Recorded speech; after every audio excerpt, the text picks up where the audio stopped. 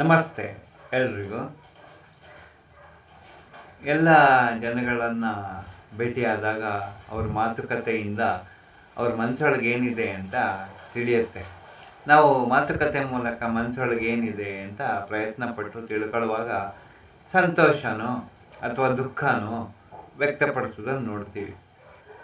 ಕೆಲವು ಜನ ಬಂದ್ಬಿಟ್ಟು ಅಯ್ಯೋ ಜೀವನನೇ ಶಾಪ ಆಗೋಗ್ಬಿಟ್ಟಿದೆ ಸರ್, ತುಂಬ ಬೇಜಾರು, ಮನಸ್ಸಿಗೆ ತುಂಬ ದುಃಖ ಅಂತ ಅಂತಾರೆ ಕೂಡ. ಯಾಕಂದರೆ ಅವ್ರು ಏನು ಅಂದ್ಕೊಂಡಿರ್ತಾರೋ ಅದು ಆಗಿರಲ್ಲ ಅಂತ ಅವ್ರ ಮನಸ್ಸಲ್ಲಿರುತ್ತೆ. ಏನೋ ಮಾಡೋಕ್ಕೆ ಹೋಗ್ತಾರೆ, ಸ್ವಲ್ಪ ಲೆಕ್ಕಾಚಾರ ತಪ್ಪಾಗಿರುತ್ತೆ, ಅವ್ರು ಅಂದ್ಕೊಂಡಂಗೆ ಆಗಿರಲ್ಲ. ಹಾಗಾಗಿ ಸ್ವಲ್ಪ ತುಂಬ ಕಷ್ಟಗಳನ್ನು ಮೈಮೇಲೆ ಎಳ್ಕೊಂಡಿರೋಂಥ ಪರಿಸ್ಥಿತಿ ಬರುತ್ತೆ. ಆಗ ಅಯ್ಯೋ ನಾವು ಅಂದ್ಕೊಂಡಂಗೆ ಆಗಲಿಲ್ಲಲ್ಲ ಅಂತ ಜೀವನನೇ ಶಾಪ ಆಗೋಗ್ಬಿಟ್ಟಿದೆ ಸರ್ ಅಂತಾರೆ. ಇದು ಒಂದು ಭಾಗ. ಯಾವಾಗ ಶಾಪ ಆಗುತ್ತೆ ಅಂತ ಒಂದು ಅಂದ್ಕೊಳ್ಳೋಣ, ನಾವು ಒಂದು ಕಾರಣನೂ ಕಂಡುಹಿಡಿಯೋಣ. ನಾವು ಏನು ನಮ್ಮ ಮನಸ್ಸಿಗೆ ಬೇಕು ಅಂತ ಅಂದ್ಕೊಂಡಿರ್ತೀವೋ ಅದನ್ನ ಮಾಡಿದಾಗ ಅದು 4 ಜನಗಳಿಗೆ ಉಪಯೋಗ ಆಗದೆ ಅಥವಾ ಇನ್ನೊಬ್ಬರ ಮನಸ್ಸಿಗೆ ನೆಮ್ಮದಿ ಕೊಡದೆ ಅದು ಪೂರ್ತಿ ಸಮೂಹವನ್ನು ನಿರ್ಮೂಲನ ಮಾಡುವಂತೆ ಆದರೆ, ಬೇರೆಯವರಿಗೆ ತೊಂದರೆ ಕೊಡುವಂತೆ ಆದರೆ ಅದು ಶಾಪವಾಗಿ ಕಾಡುತ್ತೆ ಅಲ್ವಾ? ಉದಾಹರಣೆಗೆ ನಮ್ಮ ಐನ್ಸ್ಟೀನ್ ಅವರನ್ನು ತಗೊಳ್ಳಿ. ಅವ್ರ ಜೀವನದಲ್ಲಿ ಅವರು E=mc² ಕಂಡುಹಿಡಿದ್ರು. ಅದು ಅವರು ಉತ್ಸಾಹದ ಉಮೇದಿನಲ್ಲಿ ವಿಜ್ಞಾನಕ್ಕೋಸ್ಕರ ಏನೋ ಕೊಡುಗೆ ಕೊಡ್ತಿದ್ದೀನಿ ಅಂತ ಹೇಳಿಬಿಟ್ರು ಅಮೆರಿಕಕ್ಕೆ.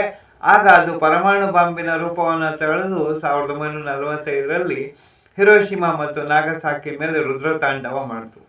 ಆಗ ಐನ್ಸ್ಟೀನ್ ಅತ್ಯಂತ ವೇದನೆಯಿಂದ ಅಯ್ಯೋ ನಾನು ಈ ರಹಸ್ಯ ಹೇಳಲೇಬಾರ್ದಿತ್ತು ಅಂತ ಹೇಳಿ ಕೊರಗಿದ್ರು ಜೀವನ ಪೂರ್ತಿ. ಅವರು ವಿಜ್ಞಾನಕ್ಕೆ ಏನು ಒಳ್ಳೇದು ಮಾಡಬೇಕು ಅಂತ ಅಂದ್ಕೊಂಡು ಮಾಡಿರೋ ಕೆಲಸ, ಅವ್ರು ಮಾಡಿದ ಕೆಲಸ ಎಲ್ಲ ವಿನಾಶದತ್ತ ಎಲ್ಲರನ್ನೂ ದೂಡಿ ಅವರಿಗೆ ಶಾಪ ಆಗಿಬಿಡ್ತು. ಹೌದಾ? ಇದು ಒಂದು ಭಾಗ, ಒಂದು ವರ್ಗದ್ದು. ಇನ್ನು ಕೆಲವರು ಬರ್ತಾರೆ, ಅವರು ತುಂಬ ನಗನಗ್ತಾ ಬರ್ತಾರೆ. ಬಹುಜನ ಹಿತಾಯ ಬಹುಜನ ಸುಖಾಯ ಅಂತ ಅವ್ರ ಮನೋಭಾವ ಇರುತ್ತೆ. ಆಮೇಲೆ ಸರ್ವೇ ಜನ ಸುಖಿನೋ ಭವಂತು ಅಂತ ಯಾವಾಗಲೂ ಹೇಳ್ತಿರ್ತಾರೆ. ಆತ್ಮಾನೋ ಸರ್ವಂ ಜಗತ್ ಹಿತಾಯ ಚ ಅನ್ನೋ ಮನೋಭಾವದವರವರು. ಸಾಮಾನ್ಯ ಯಾವುದೇ ನಿರೀಕ್ಷೆ ಇಲ್ಲದೆ ತಮ್ಮ ಕೆಲಸವನ್ನು ತಾವು ಮಾಡ್ತಿರ್ತಾರೆ, ಕರ್ಮಣ್ಯವಾಧಿಕಾರಸ್ಥೆ ಅಂತ. ಹೌದಾ? ಅವರು ನಗ್ತಾ ಹೇಳ್ತಾರೆ, ಸರ್ ನನಗೆ ನಿಜವಾಗ್ಲೂ ದೇವರು ಕೊಟ್ಟ ವರ ಇದು ಜೀವನ. ನಾನೇನು ಅನ್ಕೊಳ್ತಾ ಇದ್ದೀನೋ, ನಾನೇನು ಕೆಲಸಕ್ಕೆ ಪ್ರಯತ್ನ ಪಡ್ತೀನೋ ಅದೆಲ್ಲ ಆಗ್ತಾ ಇದೆ, 4 ಜನಿಗೆ ಒಳ್ಳೇದಾಗ್ತಿದೆ, ನನಗೂ ತುಂಬ ಸಮಾಧಾನ ಇದೆ ಅಂತ ಹೇಳಿ ನಗ್ತಾ ಬರ್ತಾರೆ. ಇದು ದೇವರು ಕೊಟ್ಟ ವರ ಅಂತ ಅವ್ರು ಹೇಳ್ತಾರೆ. ಇದು ಯಾಕೆ ಹಾಗೆ ಅಂದರೆ, ಒಬ್ಬ ವ್ಯಕ್ತಿ ತಾವು ಮಾಡುವ ಕೆಲಸ ತಮಗೆ ಮಾತ್ರ ತೃಪ್ತಿ ಕೊಡುವುದಲ್ಲದೆ ಇಡೀ ಸಮೂಹಕ್ಕೆ ತೃಪ್ತಿ ಕೊಡುವಂತಿದ್ರೆ ಅಥವಾ ಅವರ ಬಾಳಿನಲ್ಲಿ ಬೆಳಕು ಕೊಡುವಂತಿದ್ರೆ ಅದು ವರ ಅಂತಾಗುತ್ತೆ.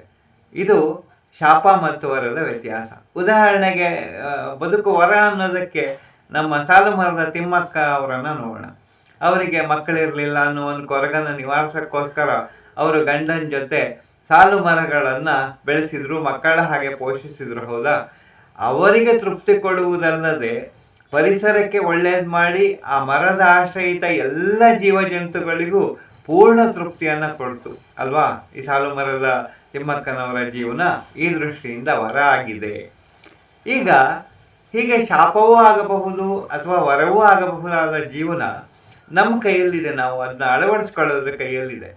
ಆದರೆ ಕೆಲವು ಸರಿ ಏನಾಗುತ್ತೆ ಅಂದರೆ ಈ ಶಾಪವೇ ವರವಾಗಿ ಮಾರ್ಪಡ್ಬೋದು.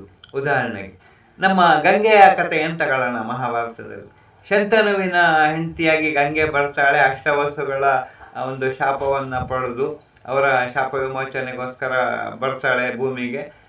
ಆದರೆ ಅವಳು ಬಂದಿದ್ದು, ಶಾಪವನ್ನು ಪಡೆದು ಬಂದಿದ್ದು ಇಡೀ ಮನುಕುಲಕ್ಕೆ ಎಷ್ಟು ಅನುಕೂಲ ಆಯಿತು ನೋಡಿ. ಭಗೀರಥನ ಸಹಾಯದಿಂದ ಅವಳು ಇದು ಭೂಮಿಗೆ ಧುಮುಕಿದಾಗ ಇವತ್ತಿಗೂ ಜೀವ ಸೆಲೆಯಾಗಿ ಭೂಮಿಗೆ ಮತ್ತು ಸಕಲ ಜೀವಗಳಿಗೂ ಆಶ್ರಯ ಕೊಟ್ಟಿದ್ದಾಳೆ. ಹೌದಾ? ಅವಳು ದೇವಲೋಕದಲ್ಲಿ ಕಾಮ ದೃಷ್ಟಿಯಿಂದ ಗಂಧರ್ವರನ್ನು ನೋಡಿದಾಗ ನೀನು ಮನುಷ್ಯರಾಗಿ ಹುಟ್ಟು ಅಂತ ಹೇಳಿ ಶಾಪ ಬಿದ್ದಿದ್ದು, ಆ ಶಾಪ ವರ ಆಗಿದೆ ಅಲ್ಲ ಅವಳಿಗೆ. ಹಾಗೆ ನಾವು ಈ ದೃಷ್ಟಿಯಿಂದ ನೋಡಿದಾಗ ಶಾಪ ವರವೂ ಆಗ್ಬೋದು. ಅದರಿಂದ ನಮ್ಮ ಜೀವನವನ್ನು ನಾವು ಶಾಪವಾಗಿ ಮಾರ್ಪಡಿಸ್ಕೊಳ್ಳೋದು ಬೇಡ. ಆದಷ್ಟು ವರವಾಗಿ ಒಳ್ಳೆಯದನ್ನು ಮಾಡ್ತಾ ಹೋಗೋಣ ಸಮಾಧಾನದಿಂದ. ಒಂದು ವೇಳೆ ಏನಾದರೂ ಶಾಪವೂ ಬಿತ್ತು ಅಂದರೆ ಅದನ್ನು ವರವಾಗಿ ಮಾರ್ಪಡಿಸಿಕೊಂಡು ಮತ್ತಷ್ಟು ಅದೇ ಏನದು ಸರ್ವೇ ಜನ ಸುಖಿನೋ ಭವಂತು ಅಥವಾ ವಸುದೈವ ಕುಟುಂಬಕಂ, ಎಲ್ಲರೂ ಒಂದೇ, ಎಲ್ಲರಿಗೂ ಒಳ್ಳೆಯದಾಗಲಿ ಅನ್ನೋ ಭಾವನೆ ಏನಿದೆ ಅದನ್ನು ಹಂಚ್ತಾ ಹೋಗೋಣ. ಅದರಿಂದ ಎಲ್ಲರಿಗೂ ಒಳ್ಳೇದು ಮಾಡ್ತಾ ಹೋಗೋಣ. ಬಾಕಿ ಎಲ್ಲ ವಿಷಯ ನಾಳೆ ಮಾತಾಡೋಣ. ನಮಸ್ತೆ.